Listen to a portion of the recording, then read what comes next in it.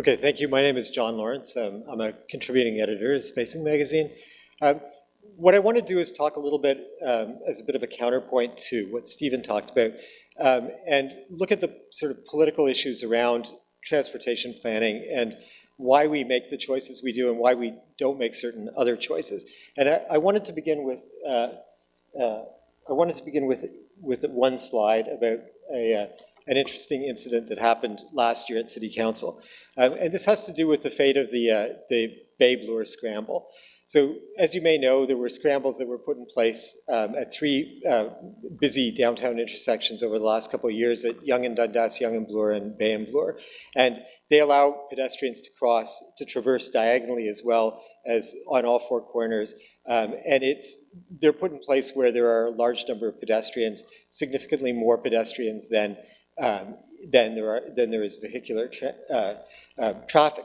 And there were complaints about the Bay Bloor scramble, primarily from retailers in the area. And when council looked at it, they decided to remove that scramble, citing the complaints from retailers and some sort of higher than normal incidents of small accidents. What I think is interesting about this slide is that the number of pedestrians using that intersection still considerably exceeded the number of vehicles using that intersection by a margin of almost 12,000 over the period that was measured.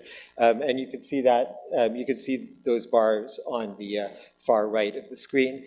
And what this tells me is that there was a political decision made to actually make that intersection less efficient. And the greatest efficiency was dealing with the pedestrians who clearly outnumbered the vehicles, but the vehicles and their owners and the storekeepers that relied on them spoke more loudly. And this is a story that we've heard too often in the city of Toronto. And it brings me to the question that I want to address in this talk, which is this whole question about throughput and how do we determine whether a particular corridor or street is serving the needs of the general public. I live near the St. Clair West right-of-way, and I had front row seats to the whole, the long-running fight over the St. Clair right-of-way. And the politics, which some of you are familiar with, was that the drivers were pitted against the streetcar passengers, and there was a big fight. The former mayor used to call the result a St. Clair disaster, all evidence to the contrary.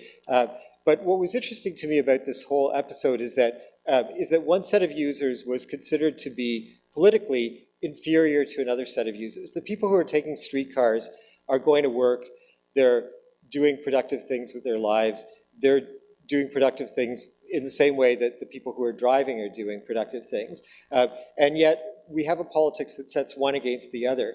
And we also have a kind of a decision-making framework that kind of segments different uses and doesn't look at the performance of the overall corridor. And I think that that's a problem. It seems to me that the important metric that we should be focusing on is is how to maximize the number of people passing through a particular spot at a particular moment in time.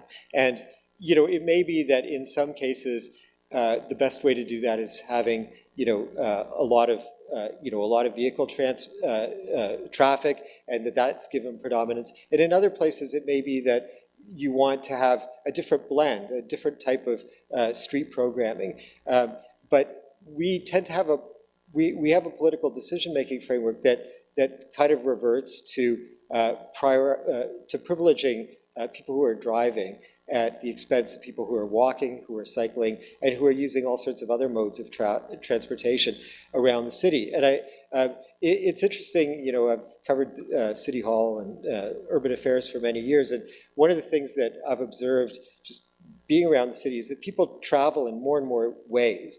And it's the proliferation of types of vehicles.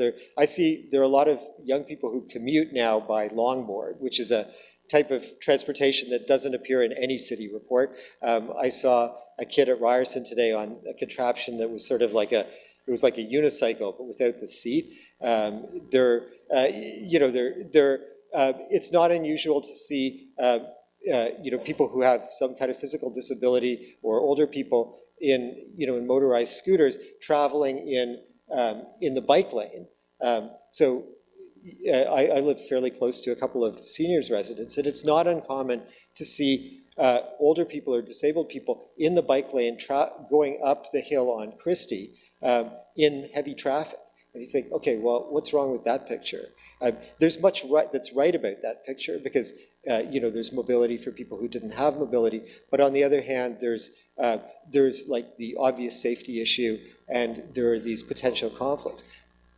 So when the city plans, I think increasingly it has to move to recognize in a very formal way and in a quantitative way the proliferation and the diversity of modes of travel, and invest accordingly. So as Stephen has articulated quite well, the city spends a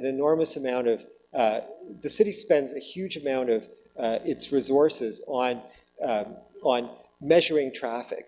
Millions of dollars. Over the next 4 years, $57 million will be spent on the city's congestion plan. The vast majority of it will be for technology, and much of that is going to be to gauge to gauge how vehicles move.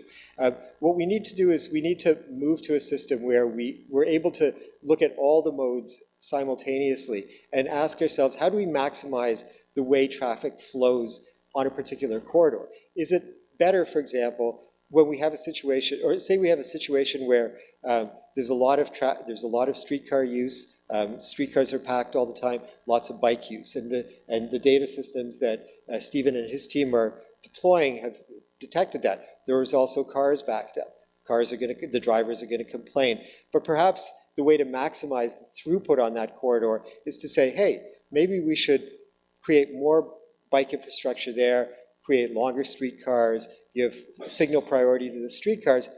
It's okay if the drivers are complaining a bit, because the optimal performance of that corridor is by maximizing these other two uses, and that's the way you get most people through and allow people to get to work, to daycare, to schools, to recreation, and that's the way to get the city moving. My concern about some of the direction is that by focusing intensively on getting traffic moving, private vehicle traffic, what the result is that there's a message that goes out to drivers, and it's a message that's familiar, which is traffic's moving better, take your car. And when more people will take their car in the expectation that traffic is moving better, and lo and behold, traffic's no longer moving better. And so we've been down that road before with expressways, and I think it's something that we have to think about and perhaps think more holistically about in terms of the way we plan our traffic or our transportation. Thank you.